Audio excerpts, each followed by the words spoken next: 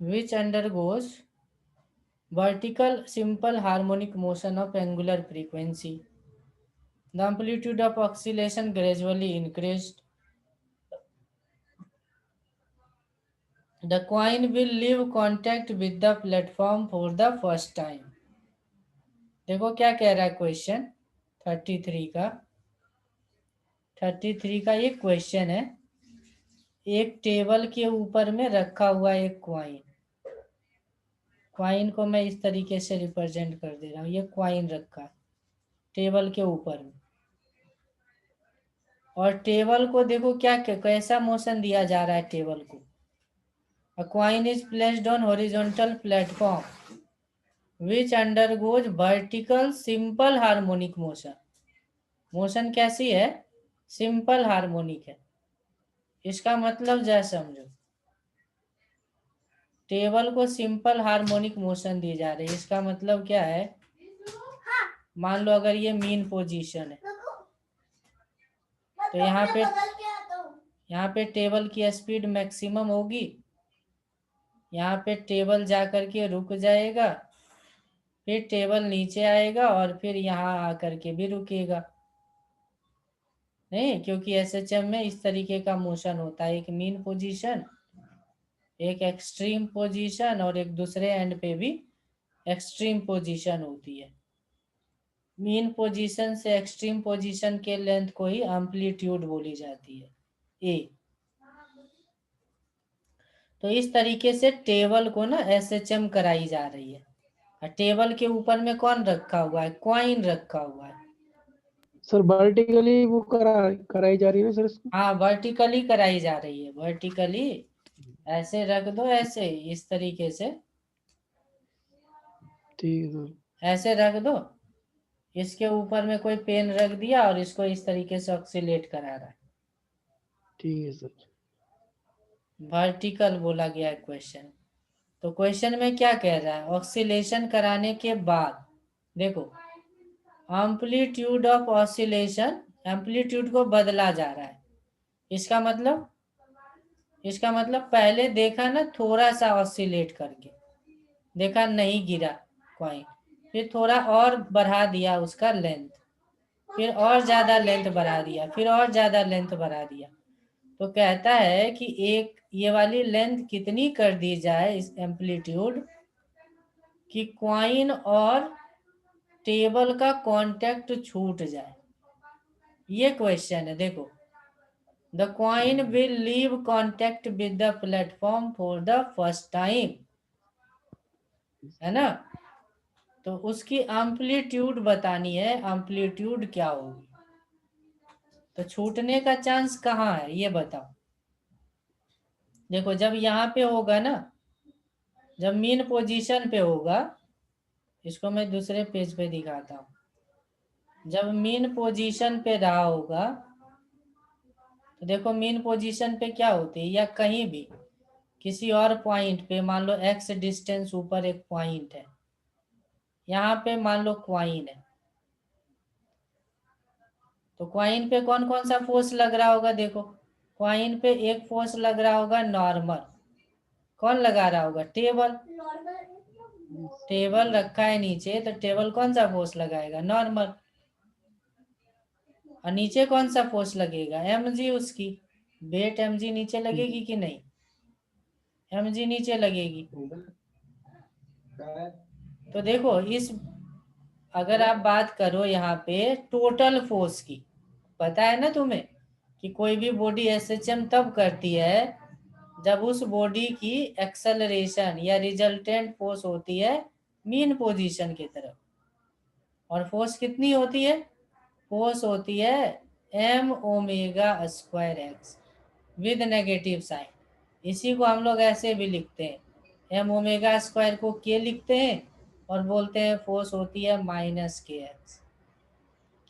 तो कोई भी बॉडी एसएचएम में होती है तो उस पे हमेशा फोर्स ना, यहाँ पे अगर बॉडी रहेगी तो फोर्स हमेशा सेंटर की ओर देखेगा। बॉडी यहाँ पे रहेगा तब भी फोर्स सेंटर की ओर देखेगा। एसएचएम सर ये मोशन। रीस्टोरिंग फोर्स है ना सर? हाँ, रीस्टोरिंग फोर्स है ना सर? हाँ, हमेशा रीस्टोरिंग फोर्स होती है।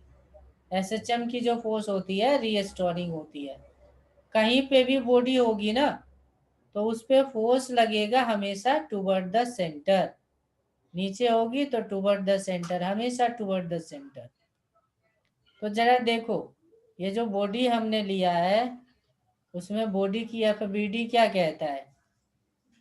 यहाँ पे मीन पोजीशन है, और कहीं एक्स डिस्टेंस पे मैं बात कर रहा हूँ, कहीं एक्स डिस्टेंस पे उसका एफबीडी बनाओ क्या होगा? कौन कौन सा फोर्स लगेगा? तो एक नॉर्मल लगाएगा टेबल, दूसरा एमजी लगेगा नीचे, और हमें पता है कि टोटल फोर्स बॉडी पे किधर रहना चाहिए? टुवर्ड द सेंटर रहनी चाहिए। टुवर्ड द सेंटर फोर्स क्या होगी? mg-n। यही तो फोर्स है ना।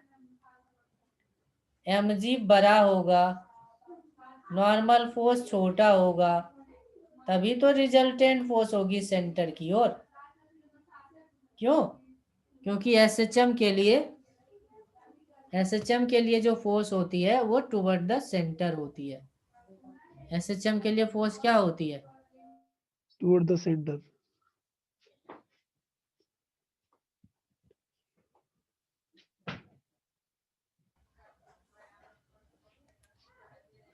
हाँ, तो देखो क्या हो जाएगी, रिजल्टेंट फोर्स mg-n सेंटर की ओर है।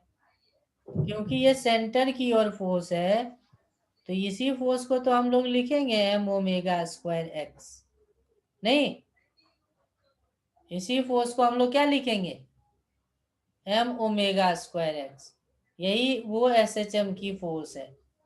तो क्या क्वेश्चन में क्या कह रहा? क्वेश्चन में कह रहा कि x की मैक्सिमम वैल्यू बताओ क्या होगी, यही कह रहा। तो बोलो x की मैक्सिमम वैल्यू कब होगी? जल्दी बताओ, x की मैक्सिमम वैल्यू कब होगी? तो x की मैक्सिमम वैल्यू तब होगी जब नॉर्मल की होगी मिनिमम वैल्यू, होगी कि नहीं होगी? इसकी वैल्यू जब मैक्सिमम तभी हो सकती है जब इसमें से कम चीजें घट करके आए। तो नॉर्मल मिनिमम क्या होती है किसी भी बॉडी पे? 0 होती है। तो mg क्या आ गई?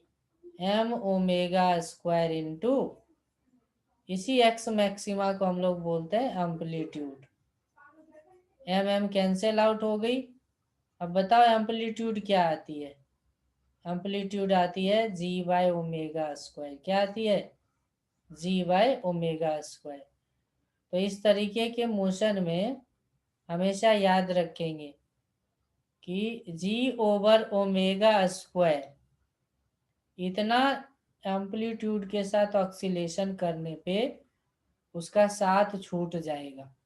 समझ में आए क्या? आ गया बात समझ में? या दोबारा बताओ? सचिन, वाला सर। आ गया बात समझ में? चलो, और कौन सा क्वेश्चन है? और बताओ कौन सा क्वेश्चन है?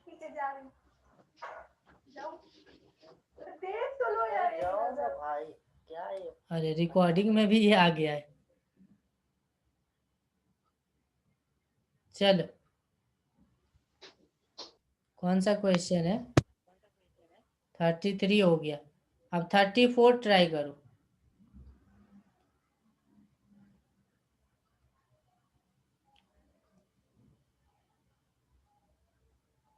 चलो, क्वेश्चन नंबर 34 ट्राई करो।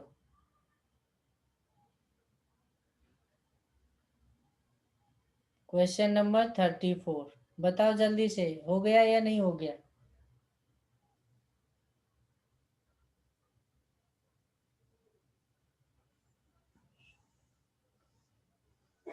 ये क्वेश्चन हो गया सबसे?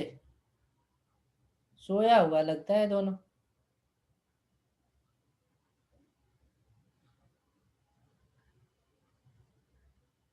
नितिन, हो गया ये question?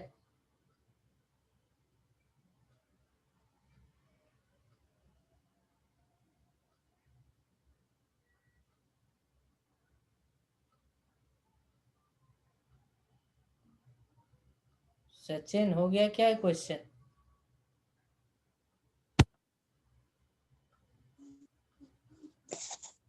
Hello.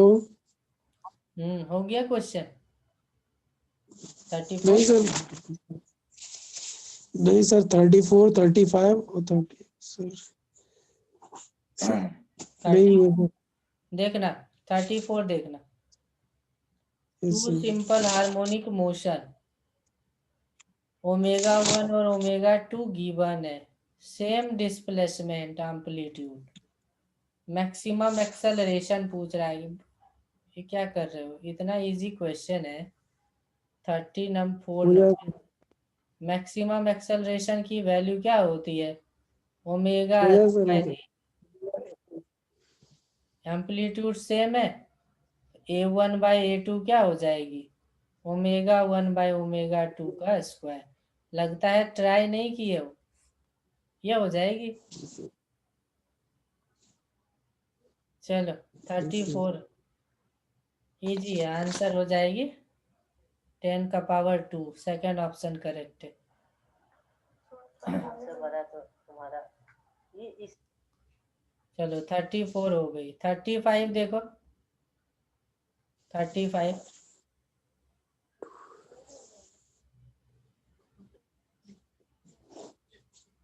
35 two particle executing SHM on same straight line, same in position, same time period, same amplitude, सब कुछ सेम है।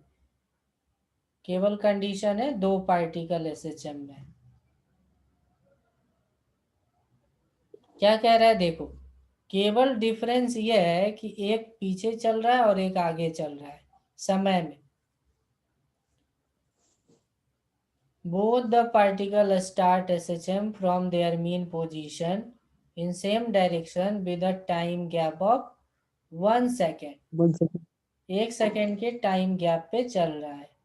तो कहता है the maximum separation between the two particles during their motion. तो कहता है मैक्सिमम सेपरेशन क्या होगा, है ना।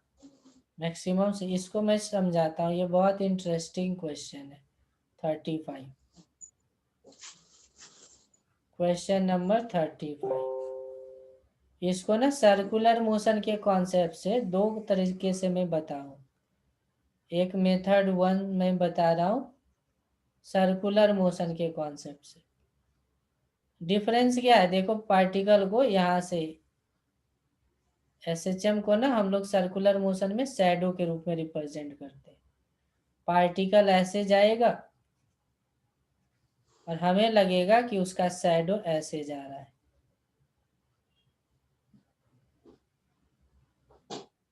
ऐसे लगेगा। ये बॉडी ऐसे जाएगी, बॉडी कैसे जाएगी, इस तरीके से। और हमें लगेगा क्या, जब बॉडी यहाँ से यहाँ जाएगी तो हमें लगेगा शैडो इधर भागा। यहाँ से यहाँ जाएगी तो लगेगा शैडो इधर भागा। यहाँ से यहाँ जाएगी तो इसका शैडो यहाँ भागेगा। इधर जाएगी तो इसका शैडो यहाँ जाएगा। तो इस तरीके से शैडो के रूप में हम लोग देखते हैं SHM को। तो क्वेश्चन में डिफरेंस क्या है दो पार्टिकल में? मान लो एक पार्टिकल अभी शुरू ही किया है, एक पार्टिकल अपना मोशन शुरू ही किया है, यहाँ पे है t=0 पे एक पार्टिकल, और दूसरा तो आगे बढ़ गया है। कितना आगे बढ़ हाँ गया? सर। 1 सेकेंड एक से सेकंड। आगे बढ़। और देखो अब दोनों का सब कुछ सेम है, यानी मान लो अगर इसका स्पीड u है तो इसका भी स्पीड क्या है, u ही है। अब बताओ हाँ सर। इस, अब जरा सोचना, इसका शैडो बन रहा है यहाँ पे बन रहा है, और इसका शैडो कहाँ बन रहा है, यहाँ पे बन रहा है, ये बन रहा है। तो क्वेश्चन में कहता है ना कि दोनों शैडो के बीच डिस्टेंस सबसे ज्यादा कहाँ होगा, बताओ।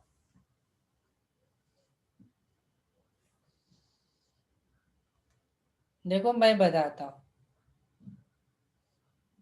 इस तरीके से सर्कल पे घूम रहा है, तो कभी क्या होगा, एक ऐसा समय आएगा कि ये घूम करके यहाँ पहुंच जाएगा एक पार्टिकल, और दूसरा पार्टिकल इधर आ जाएगा, ऐसा होगा कि नहीं होगा? Yes sir.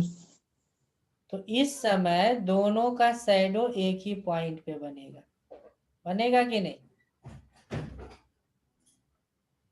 तो ये यस सर। शैडो का मिनिमम डिस्टेंस हुआ, ये शैडो का क्या हो गया? Minimum minimum distance. Distance.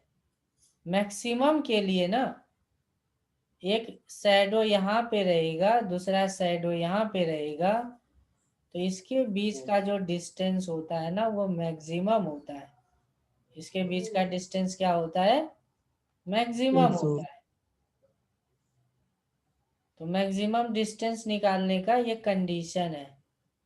Maximum जब भी डिस्टेंस निकालनी हो, क्वेश्चन में क्या पूछ रहा है देख ले। Maximum separation between the two particles, maximum separation पूछ रहा। तो जब भी मैक्सिमम सेपरेशन की बात करें तो आप हमेशा क्या करना, एक बॉडी को इधर बैठा देना वर्टिकल लाइन के लेफ्ट साइड में, दूसरे को वर्टिकल लाइन राइट सर। के राइट साइड में बैठा देना। और हमें पता है कि एक सेकंड का गैप है, तो यहाँ से यहाँ तक कितने सेकंड का गैप हो गया? Half second. यहाँ से यहाँ तक हाफ सेकंड। हमें पता है एक सेकंड का गैप है। तो देखो ओमेगा निकाल सकते हैं बॉडी का कि नहीं? ओमेगा होता है 2π/t। टाइम पीरियड दिया है, कितना दिया है देखो, टाइम पीरियड दिया है 6 सेकेंड। टाइम पीरियड 6 सेकेंड रख दिया, 2 3 जा 6 हो गया, तो ओमेगा का वैल्यू हो गया π/3। ओमेगा क्यों निकाल रहा हूं पता है? इसलिए निकाल रहा हूं क्योंकि जो ये थीटा होती है ना, थीटा होता है ओमेगा मल्टीप्लाई टाइम। तो बताओ थीटा निकलेगा कि नहीं? ओमेगा हो गया π/3, और टाइम कितना सेकेंड है देखो, हाफ सेकेंड। तो कितना हो गया? π/6। π/6 का मतलब हुआ 30 डिग्री। π/6 का मतलब क्या हुआ? 30 डिग्री।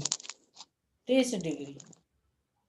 अब क्वेश्चन बहुत सिंपल है। क्वेश्चन क्या हो गया? अब क्वेश्चन बहुत सिंपल है। कहता है कि एक बॉडी यहाँ पे है, दूसरा बॉडी यहाँ पे है, सेंटर पे बना रहा है ये एंगल 30 डिग्री, है ना? इसका शैडो कहाँ बनेगा? इसका शैडो बनेगा यहाँ पे। इसका शैडो कहाँ बनेगा? यहाँ पे बनेगा। तो दोनों शैडो के बीच का डिस्टेंस ही तो निकालना है। ये 30 है तो ये भी 30 होगा, तो ये 60 होगा। ये भी 30 है तो ये 60 होगा। ये वाला लेंथ दिया हुआ है क्वेश्चन में 5 सेंटीमीटर। एम्पलीट्यूड जो होती है ना, एम्पलीट्यूड होती है रेडियस ऑफ द सर्कल। और देखो क्वेश्चन में एम्पलीट्यूड कितना दिया है? 5 सेंटीमीटर एम्पलीट्यूड सर। देखो 5 सेंटीमीटर दिया है। तो ये हो गया 5 सेंटीमीटर। ये लेंथ कितने का हो गया? 5। तो देखो ट्रिगोनोमेट्री तो पढ़े ही हो कि अगर ये एल है और ये थीटा है, तो बताओ ये लेंथ एल कॉस थीटा लिखते हैं कि नहीं लिखते हैं? Yes sir. वैसे ही ये वाला लेंथ 5 है और ये एंगल 60 है, तो ये लेंथ हो जाएगा 5 cos 60। होगी कि नहीं होगी? वैसे ही ये भी लेंथ हो जाएगी 5 cos 60। तो टोटल यही है मैक्सिमम डिस्टेंस। मैक्सिमम डिस्टेंस हो गई 5 cos 60 प्लस 5 cos 60। cos 60 होती है 1/2, तो कितनी आ जाएगी बताओ? 5 आ जाएगी क्या? तो मैक्सिमम डिस्टेंस हो गई 5 सेंटीमीटर। मैक्सिमम डिस्टेंस कितनी हो गई? 5 5 सेंटीमीटर। सेंटीमीटर हो गई। एक दूसरे तरीके से मैं बता रहा हूँ, दूसरे तरीके से मैं बता रहा हूँ। Method second. मान लो इक्वेशन से हम इसको सॉल्व करते हैं। एक का x का वैल्यू हो गया a साइन ओमेगा टी, और दूसरे का हो गया a sign omega T plus 1। 1 second ज्यादा था ना दूसरे में, यस सर। हो गया। तो दोनों के बीच का डिस्टेंस कितना होगा बताओ? बीच का डिस्टेंस हो गया x1 माइनस x2।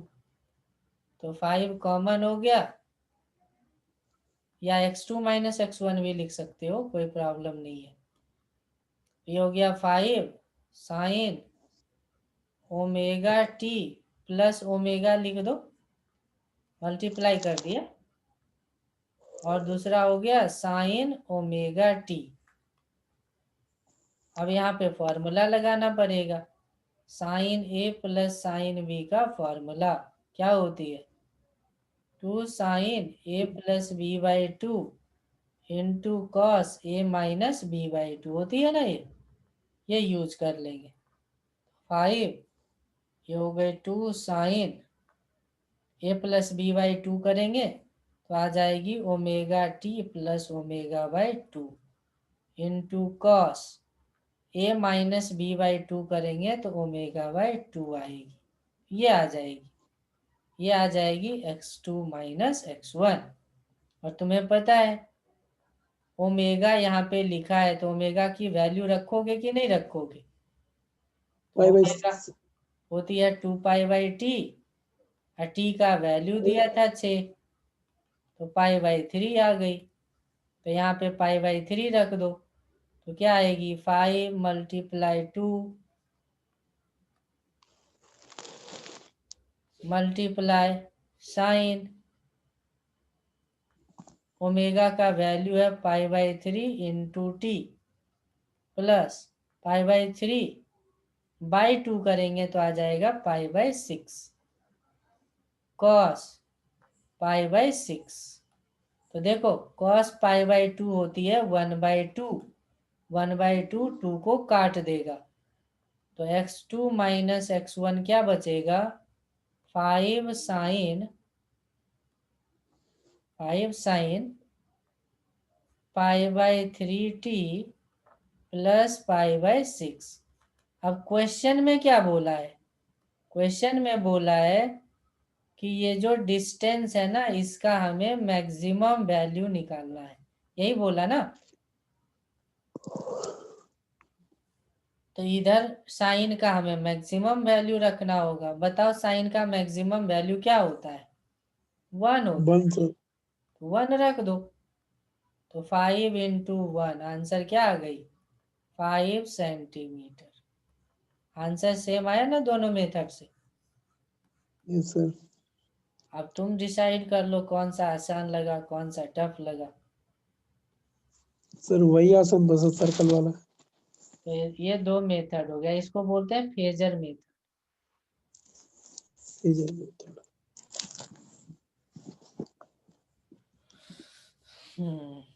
चलो नेक्स्ट क्वेश्चन देखते हैं। नेक्स्ट क्वेश्चन कौन सा है हमारा? 35 हो गया, 35 हो गया, 36 ये तो बन गया होगा। 36 देखो, a particle is executing simple harmonic motion with amplitude a, ratio of kinetic energy to potential energy 1/4। कहता है डिस्प्लेसमेंट बताओ। काइनेटिक एनर्जी और पोटेंशियल एनर्जी का रेशियो 1/4 है, तो x की वैल्यू बतानी है। निकल जाएगी? A/2 sir. नहीं, a/2 पे तो उल्टा होता है, 3/1 का रेशियो होता है। Yes sir. हाँ क्वेश्चन सर। नंबर 36 में क्या बोल रहा? काइनेटिक एनर्जी और पोटेंशियल एनर्जी का रेशियो। फिर से देख लेता हूँ। Kinetic energy to potential energy is 1/4। उतना सोचते क्या हो, फॉर्मूला लिख लो ना। काइनेटिक एनर्जी का फॉर्मूला होता है हाफ के ए स्क्वायर माइनस एक्स स्क्वायर, और पोटेंशियल एनर्जी का होता है हाफ के एक्स स्क्वायर। यही तो होती है। सर फॉर्मूले को बार बार रिवाइज करो, डेली रिवाइज करो। तो क्या आ जाएगी, 1/4 equals to a² minus x² cross multiply कर लो तो 4a² माइनस 4x², तो लेफ्ट साइड ले जाओ तो 5x² इक्वल्स टू 4a²। तो x का वैल्यू आ जाएगा 4 का √2 हो जाएगा 2√5 इंटू a, ये वैल्यू आ जाएगी x की। ठीक है, ये Yes, sir. वैल्यू आ जाएगी x की। देखो फर्स्ट ही ऑप्शन है, फर्स्ट ऑप्शन ही है। इसका वैल्यू निकाल करके देखते हैं कितना आता है लगभग। √5 से मल्टीप्लाई कर दें तो नीचे 5 आ जाएगी, 2 से मल्टीप्लाई कर दें तो ये आ जाएगा 4√5/10। √5 होता है 2.236, तो ये आ जाएगा 4 गुना 0.2236। क्रॉस मल्टीप्लाई करते हैं, बाकी 2 4 4 6 जा 40 24, 4 3 जा 12, 4 2 जा 8, 4 2 जा 8, ये आती है। ये क्या निकाला हूँ, पॉइंट ए, यानी ये वाला, यानी पॉइंट लगभग ये वैल्यू है 0.9a, 0.9a वैल्यू है। तो ये याद भी रखना है ना, ये याद भी रखना। ये यानी लगभग यहाँ पे एंड पे तो हमें पता है टोटल एनर्जी होती है 100%, पोटेंशियल एनर्जी होती है 100%, और काइनेटिक एनर्जी होती है 0%। तो 4:1 का मतलब हुआ ना कि काइनेटिक 4:1 का मतलब समझो, अगर 4:1 का मतलब है तो टोटल हो गया 5 को बोल रहा है 100 तो 1 को बोलेगा 20, यानी 80 और 20 का रेशियो चल रहा है। यानी यहाँ पे पोटेंशियल एनर्जी 80% है और काइनेटिक एनर्जी कितना है 20% है, तभी तो रेशियो 1:4 का आया है, या 1:4 का आया। तो ये पॉइंट कहाँ है, तो ये पॉइंट है 0.9a पे, 0.9a पे ये वाला एक वैल्यू मिल गया, एक रिजल्ट मिल गया। चलो आगे देखते हैं, 36 हो गया। 37 देखो एक बार रीड कर लो, क्वेश्चन क्या है। mass of 4 kg suspended from a spring of force constant, execute simple harmonic oscillation। Total energy दिया है, मैक्सिमम एक्सेलरेशन की वैल्यू पता करनी है। तो टोटल एनर्जी फॉर्मूला से हो जाएगा, फॉर्मूला बेस्ड क्वेश्चन है।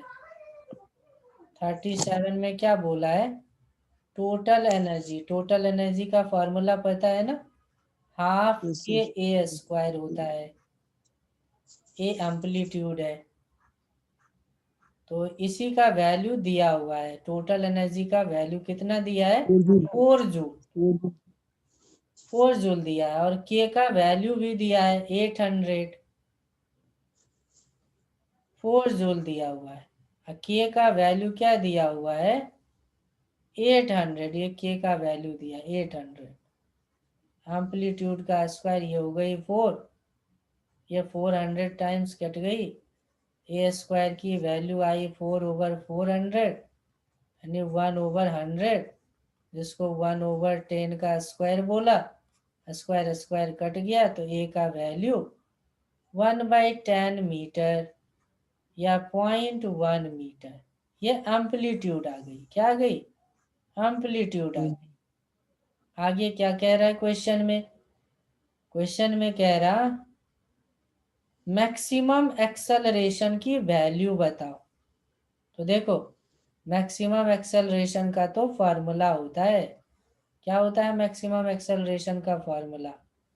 तो ए मैक्सिमम भी बस एक्सेलरेशन का फॉर्मूला होता है ओमेगा स्क्वायर इंटू ए। ओमेगा तो जानते ही हैं, ओमेगा होता है अंडर रूट के बाय एम। नहीं, yes spring sir block system में ओमेगा होता है अंडर रूट के बाय एम। कैसे लिखा हूं? ऐसे, एम ओमेगा स्क्वायर को के लिखते हैं ना, तो ओमेगा को लिख दिया अंडर रूट के बाय एम इंटू ए। तो के बाय एम इंटू ए हो गया। के का वैल्यू क्वेश्चन में कितना दिया था? 800। अब मास का 800 वैल्यू 4 kg दिया है। एम्पलीट्यूड आया 0.1, तो डेसिमल से एक जीरो कट गया, 20 आ गया। कितना आ गया? 20 मीटर 20 पर सेकेंड स्क्वायर। तो ये वो एक्सेलरेशन है जो रिक्वायर्ड थी। फोर्थ ऑप्शन करेक्ट आ गया। 38, 38 देखो, क्वेश्चन नंबर 38।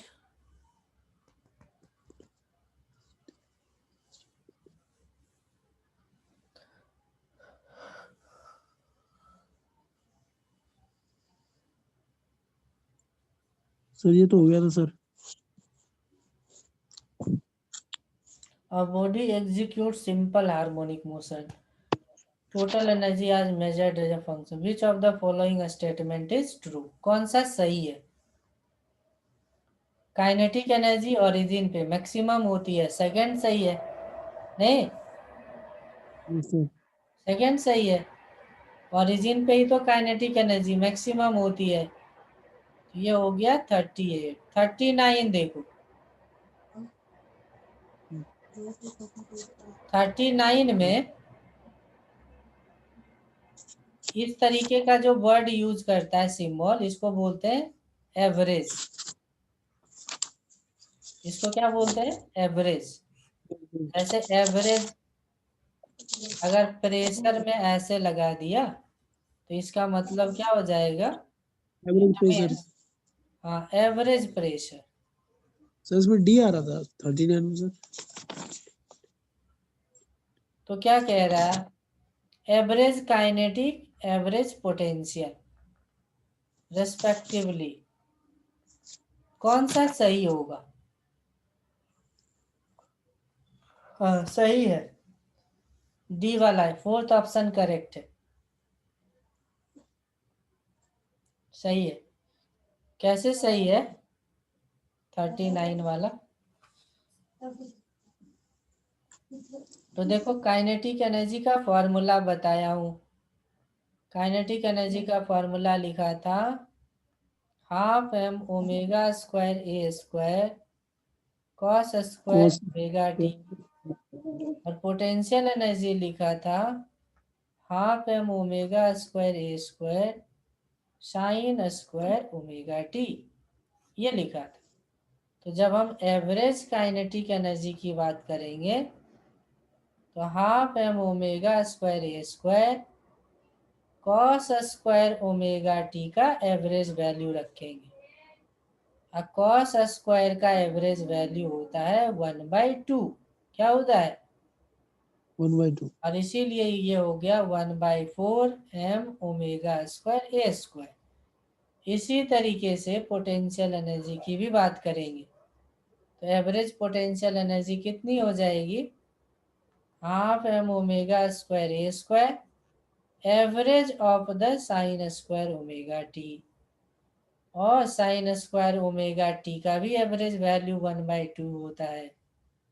इसलिए जो पोटेंशियल एनर्जी एवरेज आएगी वो भी होगी क्या?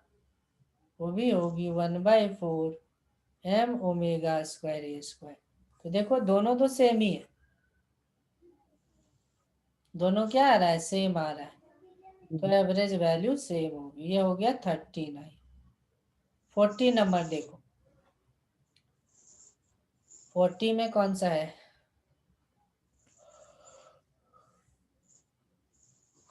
ग्राफ तो बहुत बताया था, कौन सा काइनेटिक होगा, कौन सा पोटेंशियल होगा। यस सर ये तो रुको सर एक सेकंड।